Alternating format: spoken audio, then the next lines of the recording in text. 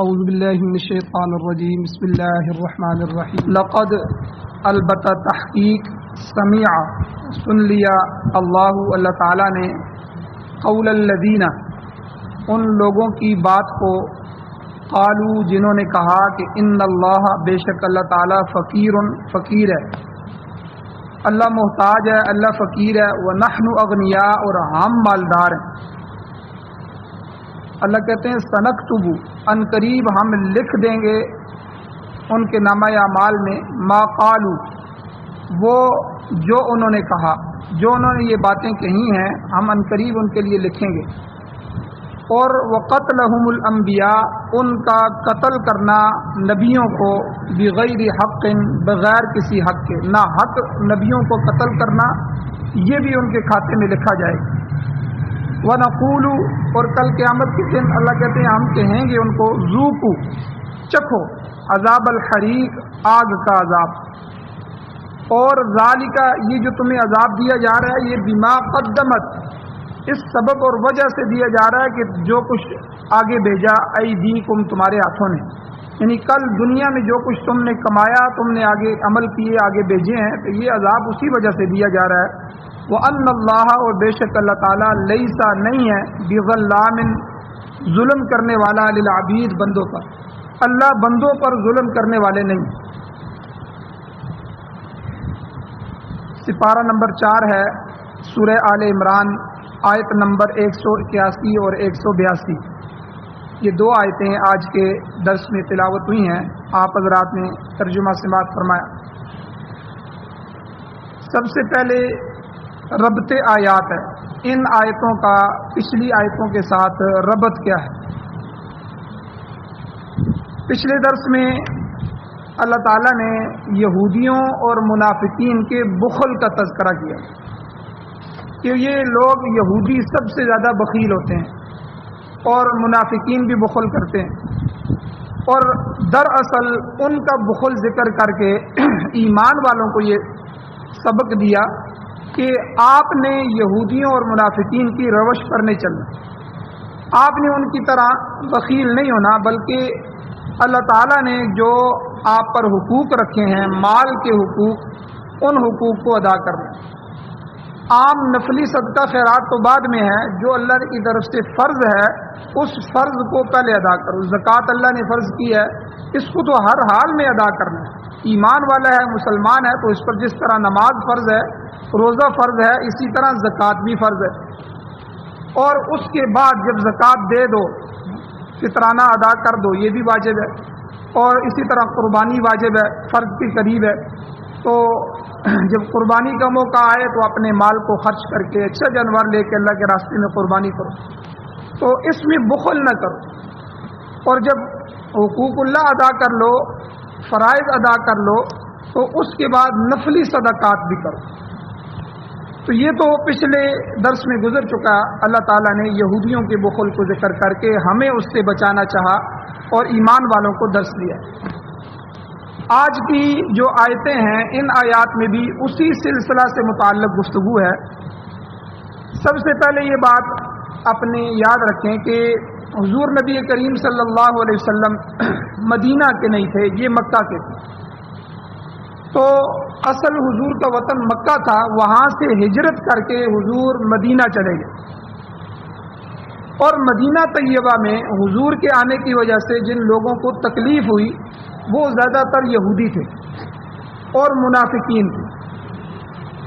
باہر کا کوئی آدمی کسی علاقے میں چلا جائے اور وہاں جا کے وہ بڑا بن جائے تو علاقے کے لوگوں کو تکلیف ہونی شروع ہو جاتی ہے، حالانکہ ایسا نہیں ہونا چاہیے۔ بڑا آدمی اپنے اوصاف کی وجہ سے ہوتا ہے، ہو سکتا ہے اس کے اخلاق اعلیٰ ہوں، اس کا سخی پن اعلیٰ ہو، یا اللہ تعالیٰ اس کو عزت دیتے ہیں چاہے وہ کسی جگہ بھی چلا جائے۔ اب ہوا یہ کہ جب حضور مدینہ میں آئے تو حضور کے آنے سے پہلے پورے مدینے پر اور ارد گرد پر یہودیوں کا قبضہ تھا۔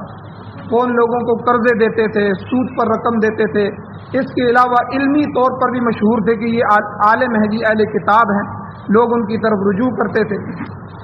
اب جب حضور آئے، اسلام آیا، تو یہودیوں کی یہ ساکھ ختم ہو گئی، بالکل ختم ہو گئی. اب وہی لوگ جو ان کے دروازوں پر جاتے تھے اب وہ حضور کے دیوانے بن گئے, صحابی بن گئے. اور جن قبائل کو آپس میں لڑوا کر وہ اپنا کاروبار چلا رہے تھے اسلحے کا, ان کے پاس بے شمار تیر تلوار اور یہ اسلحے تھے اور وہ اپنے اپنے قلعوں میں بیٹھے ہوتے تھے. وہ ایک قبیلہ اوس اور خزرج, یہ مدینہ کے دو بڑے قبائل تھے اور یہ 20 سال سے آپس میں لڑ رہے. جب آپس میں جنگ کرتے تو ایک طرف سے افراد زیادہ مارے جاتے, جنگ ختم ہو جاتی, ان کی شکست ہو جاتی. پھر وہ یہودیوں کے پاس جاتے, آپ ہمیں اسلحہ دیں, آپ ہمیں یہ جو ہے رقم مہیا کریں سود پر, تو ہم اپنے دشمن سے بدلہ لیں. آپس میں قبائل لڑ رہے تھے اور وہ ان کو بھی اسلحہ دیتے تھے. پھر جب دوسرے ان کے پاس آتے ان کو بھی اسلحہ دیتے. ان کا کاروبار بھی اسی طرح چل رہا. اور حضور جب آئے تو حضور علیہ الصلوۃ والسلام نے ان دونوں قبیلوں کو دعوت دی. جب وہ دونوں اسلام میں آئے تو دونوں کو آپس میں بھائی بھائی بنا دیا. اب اوس اور خزرج جو ہے سینکڑوں سال سے 20 سال سے جنگوں میں تھے اور آپس میں ایک دوسرے کو دیکھنا پسند نہیں کرتے تھے اور دشمنی کے اندر پروان چڑھ رہے تھے, نسلوں کی نسل ان کی جو ہے وہ ختم ہو رہی تھی. اللہ کے نبی صلی اللہ علیہ وسلم کی برکت سے, اسلام اور دین کی برکت سے ان میں اخوت پیدا ہو گئی اور بھائی چارہ پیدا ہو گیا. وہ ایک ہی پلیٹ میں کھانے والے بن گئے. اب یہودیوں کو یہ بھی تکلیف ہو گئی. دوسرا جو بڑے منافقین تھے جن میں سے عبداللہ ابن ابی, اس کی تاج پوشی ہونی تھی. اس نے اپنے علاقے میں بڑا بننا تھا, ان قریب اس کی تاج پوشی ہونی تھی, اس کو بڑا بنانا تھا انہوں نے. اتنے میں حضور آ گئے. اب یہ ڈر کی وجہ سے مسلمان تو ہو گیا لیکن اندر سے منافق تھا, اسلام کو نقصان پہنچانے کے ڈر پہ ہو گیا. تو یہ دو طبقے ایسے تھے جو حضور کے آنے کے, یہ باہر کا آدمی آ گیا ہے اور مکہ کے آدمی آ گئے ہیں, مکہ کے لوگ ساتھ آ گئے ہیں ہجرت کر کے صحابہ, اور ادھر آگے مدینہ والوں نے ان کو گھر بھی دے دیے ہیں اور اخوت اور بھائی چارہ بھی قائم کر لیا ہے اور پھر اتھارٹی بھی ان کی ہے. حضور کہتے ہیں جو بات میں کہتا ہوں وہی ماننی ہوگی, میں اس مدینہ کو ریاست بنانا چاہتا ہوں, یہ اسلام کی حکومت ہوگی پہلی. تو یہ چیزیں مقامی لوگوں کو, پھر خاص کر کے یہودیوں اور منافقین کو یہ بڑی سخت جو ہے یہ مخالفت میں لے کر آ گئی. اور دوسرا جو مدینہ تھا, مدینہ طیبہ کے اندر خود اندر بھی یہودی موجود تھے لیکن اس کے ارد گرد جو بستیاں تھیں ان میں یہودی بڑی کثیر تعداد میں تھے. اب مدینے سے تھوڑا ہٹ کے جو ہے تقریباً 30-35 میل جو ہے یہ خیبر تھا. خیبر مشہور ہے آج بھی. خیبر یہ یہودیوں کا بڑا گڑھ تھا, وہاں ان کے بڑے بڑے قلعے تھے. وہ خیبر جس کو حضرت علی رضی اللہ تعالیٰ عنہ نے فتح فرمایا اور اس خیبر کا دروازہ اکھاڑ دیا. تو یعنی یہ خیبر یہ ہمیشہ وہاں سے, کیونکہ یہ ان کا مرکز تھا, وہاں سے یہودی اسلام کے خلاف اور پوری دنیا کے خلاف جو ہے وہ پروپیگنڈا کرتے تھے اور ان کو نقصان پہنچانے کے لیے سازشیں اور مشورے کرتے تھے. اور اس کے علاوہ جوار مدینہ میں, مدینہ کے پڑوس میں بالکل ارد گرد 3-3, 4-4 میل پر چند بستیاں تھیں جو پوری یہودیوں کی, بنی نذیر اور بنی قینقاع اور اسی طرح جو ہے بنو قریظہ. یہ 3 بڑی بستیاں یہودیوں کی مشہور تھیں جہاں ان کی کھجوروں کے باغات تھے اور ان کے گھر تھے اور پختہ مکان تھے, آبپاشی کا نظام تھا. تو یہ بڑی بستیاں ان کی تھیں. اب اس تھوڑی سی تمہید کے بعد آتے ہیں ان آیات کے شان و نزول کی طرف. یہ آیتیں جو آپ کے سامنے تلاوت ہوئی ہیں یہ نازل کیوں ہوئی ہیں, یہ اللہ تعالیٰ نے کیوں نازل کی, اس کے پیچھے بیک پر واقعہ کیا ہوا تھا, اس کو شان نزول کہتے ہیں. تو امام بیضاوی رحمۃ اللہ علیہ اور تفسیر مظہری جو ہے ان کے جو صاحب تفسیر مظہری ہیں, اور اسی طرح امام ابن جریر رحمہ اللہ اور ان کے علاوہ بھی جو مفسرین ہیں انہوں نے ایک مورخ ہے بڑے محمد ابن اسحاق, ان کی ایک روایت نقل کی ہے. وہ فرماتے ہیں کہ حضور علیہ الصلوۃ والسلام جب مدینہ میں آ گئے تو حضور کا معاملات پختہ ہو گئے. تو حضور علیہ الصلوۃ والسلام نے سیدنا حضرت ابو بکر صدیق رضی اللہ تعالیٰ عنہ کو دعوت اسلام کا پیغام دے کر یہ یہودیوں کی جو بستی تھی بنو قینقاع, اس بستی کی طرف بھیجا کہ آپ جائیں اور میرا دعوت نامہ لے جائیں اور ان کو یہ دعوت دیں کہ اللہ کا پیغمبر تمہیں یہ دعوت دے رہا ہے. اب اس خط کے اندر جو حضور نے حضرت ابو بکر صدیق رضی اللہ تعالیٰ کو دعوت نامہ دے کے بھیجا، اس میں مضمون یہ تھا کہ سب سے پہلے حضور نے فرمایا اتقوا اللہ، اللہ سے ڈر جاؤ، اور پھر ایمان لے آؤ، کیونکہ اے یہودیو تم جانتے ہو کہ محمد الرسول اللہ صلی اللہ علیہ وسلم اللہ کے برحق رسول ہیں، سچے رسول ہیں، اور اس بات کی گواہی تمہاری کتابوں میں موجود ہے۔ قرآن مجید خود کہتا ہے الذی یجدونہ مکتوبا، کہ وہ لوگ کہ وہ لکھا ہوا پاتے ہیں اس کو، عندہم اپنے پاس، فی التوراۃ والانجیل، تورات اور انجیل میں، تورات اور انجیل میں حضور علیہ السلام کے حلیہ، حضور علیہ السلام کی چال چلن، حضور کے اخلاق، حضور علیہ السلام کی ہر چیز، حضور کی صفات اور ساری تعریفات جو ہے وہ لکھی ہوئی۔ تو اس لیے حضور نے ان کو جب دعوت دی تو دعوت میں حضور نے یہ الفاظ استعمال فرمائے، اے یہودیو اللہ سے ڈرو اور ایمان لے آؤ، اور مجھے یعنی محمد الرسول اللہ کو اللہ کا سچا پیغمبر مان لو، اور اس بات کی گواہی تمہاری کتابوں میں پہلے سے موجود ہے، تم اس کو پڑھتے رہے ہو اور پڑھاتے رہے ہو، اور اپنے یہودیوں کو تم بتاتے رہے ہو کہ یہ آخری نبی آخر الزمان آنے والا ہے، اور اس کے اندر یہ صفات ہیں، اس لیے اب میں آ چکا ہوں تو تم مجھے اللہ کا نبی تسلیم کرو۔ اور پھر ساتھ اس کے حضور نے یہ بھی فرمایا کہ اقیم الصلاۃ، نماز قائم کرو، اور پھر حضور نے فرمایا زکوٰۃ ادا کرو۔ یہاں جب زکوٰۃ کا حکم آیا تو حضور علیہ السلام نے یہاں ایک بات لکھی تھی، وَأَقْرِضُوا اللَّهَ قَرْضًا حَسَنًا، کہ اللہ تعالیٰ کو قرض حسنہ دو۔ اب سیدنا صدیق اکبر رضی اللہ تعالیٰ عنہ یہ خط لے کر بنو قینقاع کے پاس پہنچے، اس قبیلے کے پاس پہنچے، بہت بڑا قبیلہ تھا۔ تو اس وقت یہودیوں کا سب سے بڑا عالم فخاذ ابن عزورہ، یہ اس کا نام تھا، یہ بیت المدراس میں بچوں کو تعلیم دے رہا تھا۔ ان کا ایک مدرسہ تھا، مدرسوں کا بڑا، اس کو بیت المدراس کہتے ہیں۔ تو بیت المدراس ایک تو یہ گویا کہ مدارس کا گھر، تو اس میں موجود تھا۔ تو یہودی اور سارے اور سیدنا ابوبکر صدیق رضی اللہ تعالیٰ عنہ اس کے پاس چلے گئے۔ اب حضور علیہ السلام کا جو والا نامہ تھا، حضور کا جو خط تھا دعوت نامہ، تو اس یہودی نے اپنے ہاتھ میں پکڑا اور پڑھنے لگا۔ جب وہ شروع سے پڑھ لیا، اس نے وہ بات سمجھ گیا کہ یہ بات تو ساری صحیح لکھی ہوئی ہے، تو آخر میں جب اس بات پہ پہنچا کہ اللہ تعالیٰ نے فرمایا وَأَقْرِضُوا اللَّهَ قَرْضًا حَسَنًا، اللہ تعالیٰ کو قرض حسنہ دو، قرض دو، تو مذاق کر کے کہنے لگا سیدنا ابوبکر صدیق رضی اللہ تعالیٰ عنہ کو کہ دیکھو اللہ تعالیٰ ہم سے قرضہ مانگ رہا ہے، نعوذ باللہ۔ تو اس کا مطلب یہ ہے کہ اللہ فقیر ہے اور ہم مالدار ہیں۔ یہ وہ وجہ بنی تھی، یہ وہ واقعہ بنا تھا کہ جس کے اوپر اللہ تعالیٰ نے یہ آیت نازل فرمائی۔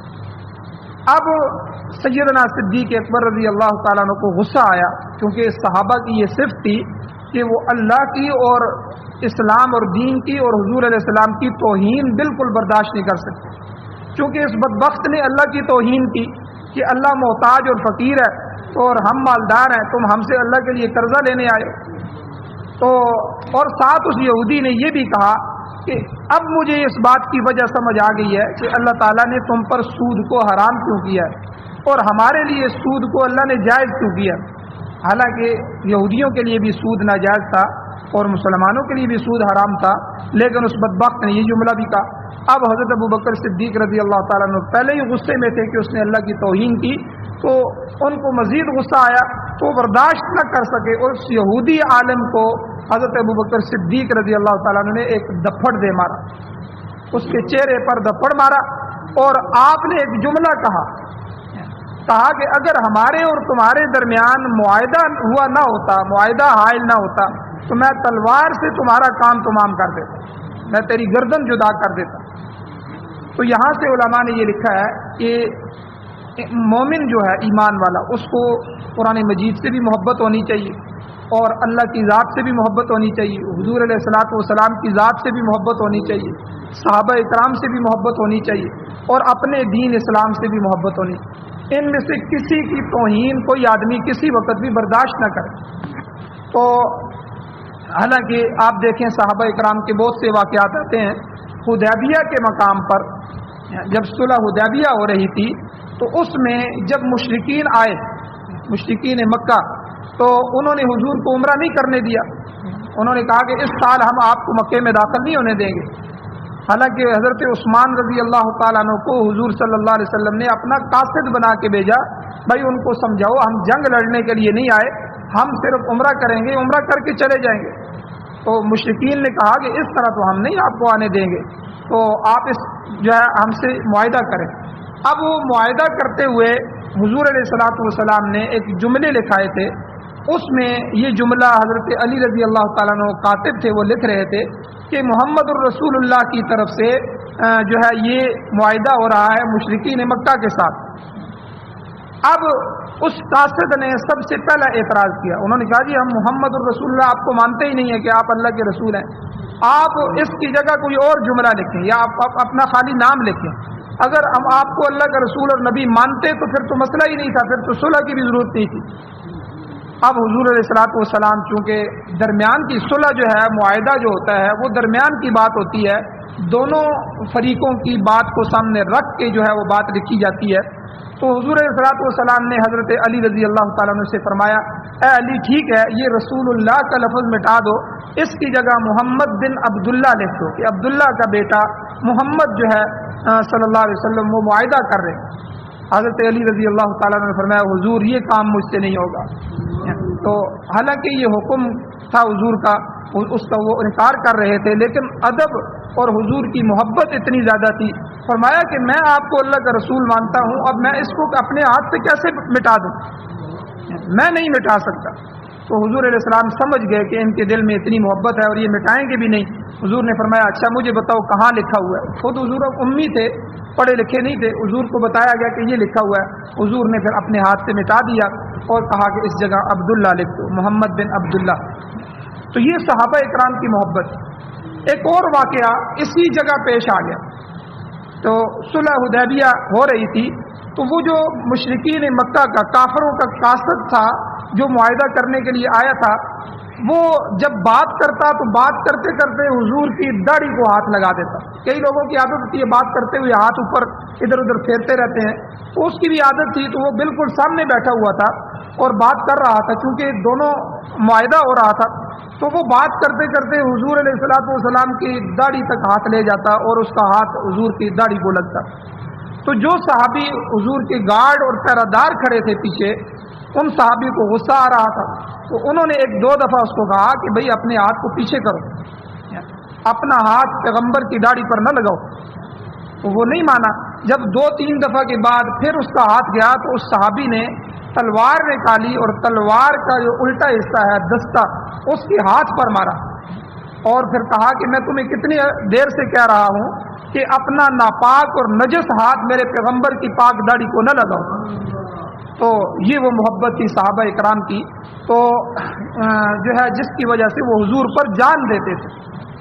اور ایک اور واقعہ یہ ہوا کہ جب یہ مشرکین کا قاصد یہ جب مکہ والوں کے پاس گیا اور اس نے صلح بھی کر لی، صلح کی شرائط بھی طے ہو گئی، سب مسئلے حل ہو گئے، لیکن اس نے جا کر واپس اپنے لوگوں کو کہا، ابو جہل کو اور دوسرے جو لوگ تھے ان لوگوں کو کہا، مشرکین مکہ کو، یار دیکھو کہ تم اس قوم سے کبھی بھی جنگ نہیں جیت سکتے، کیونکہ وہ لوگ اپنے نبی سے اتنی محبت کرنے والے ہیں کہ میں نے خود دیکھا ہے کہ جب پیغمبر وضو کرتے ہیں، کیونکہ جب وہ قاصد تھا تو اس کے سامنے جو ہے حضور علیہ السلام نے نماز بھی پڑھائی، نماز پڑھی بھی تو وضو بھی کیا. وہ کہتا ہے میں نے دیکھا ہے کہ جو وضو کا پانی ہے صحابہ نیچے نہیں گرنے دیتے، ہر ایک صحابی لپک کے وہ پانی لے لیتا ہے اور اس کو پیتا ہے اور اپنے جسم پہ ملتا ہے، یہاں تک کہ پیغمبر کا تھوک وہ بھی نیچے نہیں گرنے دیتے، اس کو برکت کے لیے اپنے جسم پہ مل لیتے ہیں. جو قوم اپنے نبی اور پیغمبر سے اتنی محبت کرنے والی ہو اس سے تم کبھی بھی جیت نہیں سکتے، اس لیے جو معاہدہ ہو گیا ہے اسی میں بہتری ہے. تو یعنی یہ اس واقعے سے جو شان نزول ہے اور ان چند واقعات سے یہ بات پتہ چلتی ہے کہ حضور علیہ السلام نے وہ جو حدیث مبارکہ ارشاد فرمائی تھی کہ لا یؤمن احدکم حتی اکون احب الیہ من والدہ وولدہ والناس اجمعین.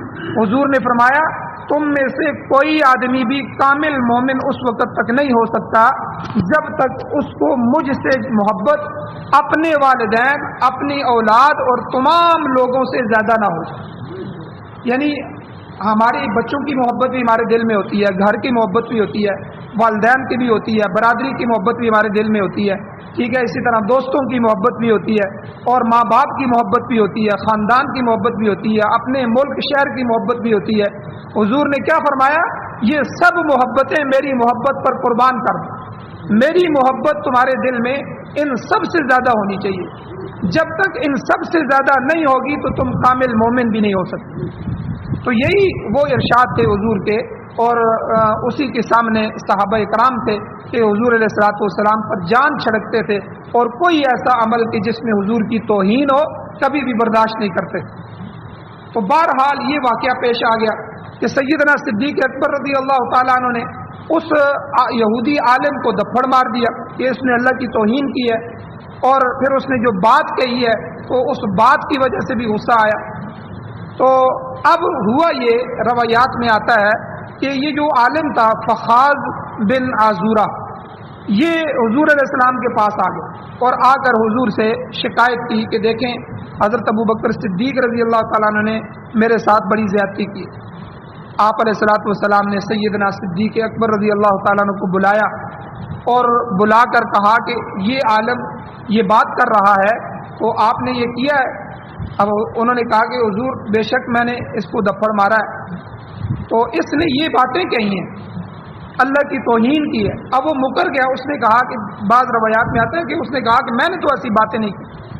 اب چونکہ اسلام کا مسئلہ تھا، شریعت کا مسئلہ تھا کہ آپ گواہ لے کے آئیں کہ کس کے سامنے یہ باتیں کہی ہیں، اور صدیق تو صدیق تھا، تو اللہ تعالی شان کو جو ہے ان پر بڑا رحم آیا، تو کوئی گواہ نہیں ہے۔ اب وہ یہودیوں کی بستی تھی اور یہ قاصد تھے، اور ابو بکر صدیق رضی اللہ تعالیٰ عنہ جو پریشان ہوئے تو حضور علیہ السلام پر وحی نازل ہو، اور وحی اتری تو اللہ تعالیٰ نے ان آیات میں بالکل وہی جملے نازل فرمائے جو جملے حضرت ابو بکر صدیق رضی اللہ تعالیٰ نے یہودی کے بارے میں کہے تھے، اور یہ جو یہودی نے اللہ کی توہین میں کہے تھے۔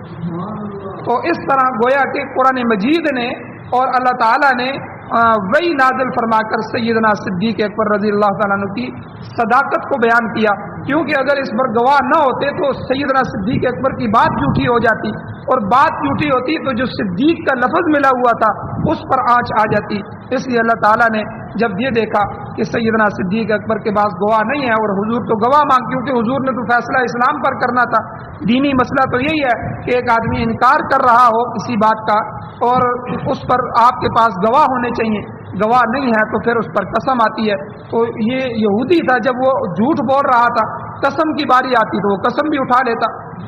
تو اس لیے اللہ تعالیٰ نے گویا کہ یہودیوں کی گستاخی کو بھی ذکر کیا، اور یہاں یہودیوں کی گستاخی کا جو ہے وہ جواب بھی اللہ تعالیٰ نے دیا۔ اب جہاں تک قرض حسنہ کی بات تھی، جو اللہ تعالیٰ نے یہاں قرض حسنہ کہا، یا حضور نے یہاں اس دعوت نامے میں کہ اللہ تعالیٰ کو قرض حسنہ دو، یہودی جو ہے وہ اپنی ضد اور اناد اور بغض اور ہٹ درمی کی وجہ سے اس جملے کو سمجھ نہیں سکتے کہ اللہ تعالیٰ نے جو قرضہ مانگا ہے تو نہ تو اللہ تعالیٰ فقیر ہے، نہ اللہ محتاج ہے نعوذ باللہ، نہ اسے اپنی مخلوق سے قرضے کی ضرورت ہے۔ اس نے جس قرض حسنہ کا ذکر کیا ہے اس سے مراد یہ ہے کہ تم اپنے مال کو یتیموں پر خرچ کرو، مسکینوں پر خرچ کرو، بیواؤں پر خرچ کرو، اس کے علاوہ دیگر جو مستحقین ہیں ان پر خرچ کرو۔ یہ مراد تھی کہ اللہ کو قرضہ دینے کی، اور اللہ تعالیٰ کا مقصود یہ ہے کہ تم اپنے مال میں سے مستحقین پر خرچ کرو۔ اور میں نے کل بھی بیان کیا تھا کہ حضور علیہ السلام نے فرمایا الخلق عیال اللہ، کہ یہ جو جتنی بھی مخلوق ہے یہ ساری کی ساری اللہ کے جو ہے وہ کنبہ ہے۔ آپ اگر کسی بلی پر کسی کتے پر بھی رحم کرتے ہیں، کتنے واقعات وہ بنی اسرائیل کے واقعات آتے ہیں کہ اس فاحشہ عورت نے جو ہے ایک کتا ایک بلی مر رہی تھی، اپنے پلو میں سے کنویں سے پانی نکال کر اس کو پلایا، اس کی جان بچائی، اور جو ہے وقت کے پیغمبر کو وہی آئی کہ اللہ تعالیٰ نے اس کے اس عمل سے اس کی بخشش فرما دی۔ تو یعنی مخلوق خدا یہ ساری کی ساری خدا کی مخلوق ہے اور اللہ کا کنبہ ہے، تو اس لیے اس پر رحم کرنا اور اپنا مال خرچ کرنا تو یہ تو صدقہ ہے، یہ تو اللہ تعالیٰ کے قربتوں کو بڑھاتا ہے۔ تو اللہ کی مراد یہ تھی کہ اللہ نے جو قرضہ مانگا ہے کہ تم مجھے قرضہ دو، یعنی کیا مطلب میرے راستے میں خرچ کرو، مستحقین پر خرچ کرو، اور اس کا اجر جو ہے وہ مجھ سے دگنا اور تگنا وصول کر، یہ مراد تھی۔ اور یہاں ایک بات اور بھی سمجھ لیں کہ جب آدمی ضد کرتا ہے، ضد اور ہٹ درمی کی وجہ سے غصہ پیدا ہوتا ہے، اور غصہ ایسی چیز ہے یہ عقل کو ضائع کر دیتا ہے۔ تو جو صحیح بات ہے آدمی ایک تو اس کو سمجھتا نہیں ہے، سمجھنے کی کوشش نہیں کرتا، اور دوسرا اس صحیح کو غلط بنانے کی کوشش کرتا ہے۔ اب یہ صحیح بات تھی کہ اللہ تعالیٰ کو قرض حسنہ دو، یعنی اس کے رستے میں خرچ کرو، تو اس صحیح بات کو بھی یہودیوں نے اپنی ضد اور ہٹ درمی اور جو ہے اناد کی وجہ سے، بغض کی وجہ سے اس کو بھی غلط بنا دیا، اور غلط جملہ کہہ کے گویا کہ نعوذ باللہ اللہ تعالیٰ کی توہین کر دی۔ اور اسی طرح اللہ تعالیٰ نے فرمایا کہ من ذا الذی یقرض اللہ قرضا حسنا، کون ہے جو اللہ تعالیٰ کو قرض حسنہ دے، فیضاعفہ لہ، اللہ نے یہاں خود قرآن مجید میں فرمایا میں اس کو دگنا تگنا اور چگنا اس کا بدلہ ادا کروں۔ تو اللہ تعالیٰ نے اس کے راستے میں خرچ کرنے والوں کو یقین دلایا ہے کہ تمہارا خرچ کیا ہوا مال ضائع نہیں کیا جائے گا، بلکہ اس کے عوض میں، بدلے میں بڑھا چڑھا کر تمہیں عطا کیا جائے گا۔ اور یہ بات یاد رکھنا کہ اللہ تعالیٰ تو غنی ہے، اس کے سامنے تمام مخلوق محتاج ہے۔ اور خود اللہ نے قرآن مجید میں ارشاد فرمایا یا ایھا الناس، اے لوگو، یہ جو ناس کا لفظ ہے نا، اس میں پوری دنیا کی انسانیت آ جاتی ہے۔ اے پوری دنیا کے انسانوں، انتم الفقراء الی اللہ، تم سب کے سب اللہ کی طرف محتاج ہو، واللہ هو الغنی الحمید، اور اللہ تعالیٰ بے پرواہ ذات ہے اور غنی ذات ہے، اور اللہ تعالیٰ کی تعریفیں ہی تعریفیں ہیں، وہ تو تعریفوں کے لائق ذات ہے، اسے تمہاری رقم کی، تمہاری جو ہے کھانے کی، تمہارے پیسوں کی، کسی چیز کی ضرورت نہیں ہے، صرف تمہیں اس نے ترغیب دی ہے کہ میرے راستے میں خرچ کرو، مستحقین پر خرچ کرو، میں تمہیں اس کا کئی گنا جو ہے بدلہ دوں۔ اور اسی طرح کئی اور بھی مسائل ہیں، انشاءاللہ کل کے درس میں بیان کیے جائیں گے۔ اللہ تعالیٰ نے گویا کہ یہاں سے ایک اور چیز بھی بتا دی کہ جو آدمی صدقہ خیرات کرتا ہے تو صدقہ خیرات سے مال بڑھتا ہے، اللہ اس مال کو بڑھاتے ہیں، اس کی برکت اور رونق کو اللہ بڑھاتے ہیں۔ اور اس کے مقابلے میں جو مال سود سے حاصل کیا جاتا ہے، رشوت سے، جوئے کے ساتھ حاصل کیا جاتا ہے، آپ جا کر جواریوں کے حالات دیکھیں، ٹھیک ہے، اور اسی طرح جو راشی ہیں ان کے حالات دیکھیں، جو سود خور ہیں ان کے حالات دیکھیں، ان کی زندگی سے، ان کے مال و دولت سے، ہر چیز سے برکت اٹھا لی جاتی ہے۔ تو گویا کہ اللہ تعالیٰ اس مال کو کم کرتے ہیں، اس کے فائدوں کو کم کر دیتے ہیں۔ اس لیے اللہ تعالیٰ نے گویا کہ یہاں اس بات کو بھی ذکر فرما دیا، جو مجھے قرض حسنہ دے گا، یعنی میرے راستے میں خرچ کرے گا، میں اس کو دگنا تگنا اور چگنا کر دوں گا، کئی گنا اس کو واپس کروں گا، اس کا اجر بھی دوں گا۔ یہ اللہ تعالیٰ کا وعدہ ہے ایمان والوں کے ساتھ۔ اللہ تعالیٰ سے دعا ہے اللہ ہمیں عمل کی توفیق عطا فرمائے۔ آمین۔ الحمدللہ رب العالمین والعاقبۃ للمتقین والصلاۃ والسلام علی رسولہ النبی الأمی الکریم۔ یا اللہ ہماری کمیوں کوتاہیوں کو معاف فرمائیے، درگزر فرمائیے، صغیرہ کبیرہ گناہوں کو معاف فرمائیے۔ یا اللہ اپنے دین کی سمجھ عطا فرمائیے۔ یا اللہ قرآن و سنت کو سننے، سمجھنے، پڑھنے، پڑھانے، اس پر عمل کرنے، یا اللہ اس کی اشاعت کرنے کی توفیق عطا فرمائیے۔ یا اللہ قرآن و سنت کو پوری دنیا میں، پاکستان سمیت یا اللہ ہمیں نافذ کر کے دکھائیے۔ یا اللہ ہمارے مقدر فرمائیے، یا اللہ اس کا غلبہ نصیب فرمائیے۔ یا اللہ جو حضرات بیمار ہیں ان کو شفا عطا فرمائیے، جو مقروض ہیں ان کے قرضوں کے پورا کرنے کے اسباب پیدا فرمائیے۔ یا اللہ جو حضرات اس دنیا سے ایمان کی حالت سے جا چکے ہیں، یا اللہ ان سب کی بخشش فرمائیے۔ یا اللہ ہم سب کو بھی قبر حشر آخرت کی تیاری نصیب فرمائیے۔ صلی اللہ تعالی علی خیر خلقہ محمد وآلہ وصحبہ اجمعین برحمتک یا ارحم الراحمین۔